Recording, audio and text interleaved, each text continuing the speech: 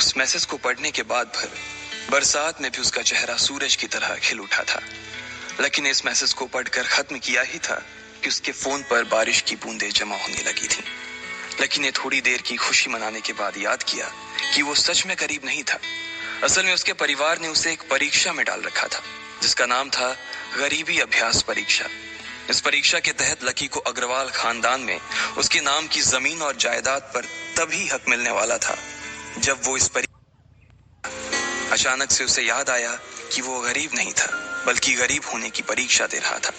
हालांकि परीक्षा देते देते उसे 8 बरस हो चुके थे, इसलिए उसे एहसास होने लगा था कि वो कभी परीक्षा को पास ही नहीं कर पाएगा और हमेशा हमेशा के लिए गरीब ही रह जाएगा।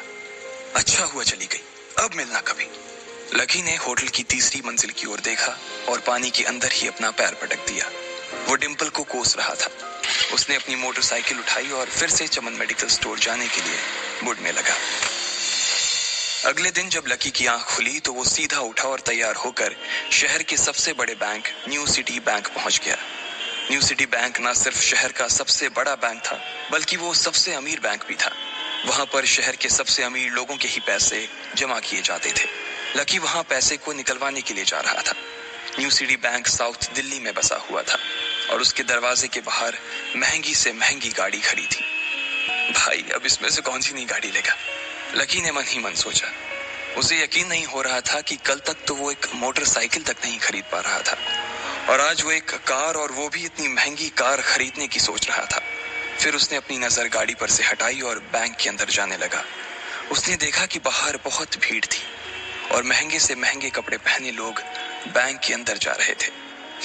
कहाँ दवाओं की बदबू और कहाँ ये खुशबू। उसने एक बहुत ही गहरी सांस के अंदर ज्यादा से ज्यादा खुशबू को समेटने की कोशिश करते हुए अपने मन में सोचा, लेकिन अगले ही पल उसके मन में संकोच पैदा हो गया था। रातों रात लकी की किस्मत तो बदल गई थी, लेकिन उसके कपड़े नहीं बदल पाए थे। इतने बड़े बैंक में वो वही कपड़े पहनकर आ गया था जो वो अक्सर अपने काम पर पहनकर जाता था। पैसे लेते ही ना सबसे पहले नए कपड़े खरीदने हैं, लकी ने अपने आप से कहा और फिर बैंक के अंदर दाखिल होने लगा। जैसे ही उसने दरवाजे को धक्का दिया उसे आवाज आई, आउच। लकी थोड़ा सा हड़बड़ी में दिखाई दे रहा था और इस जल्दबाजी के चक्कर में वो एक लंबे बाल वाली लड़की से जा टकराया था जो कि उसके बगल में ही चल रही थी। माफ करना, मैं आपको देख नहीं पाया, सॉरी।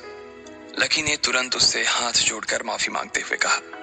उस लड़की ने इतने अच्छे कपड़े पहन रखे थे कि उसे देखकर ही लग रहा था कि वो किसी अमीर घराने की लड़की थी, इसलिए सॉरी बोलते वक्त ना चाहते हुए भी लकी के हाथ उसके सामने जुड़ गए थे।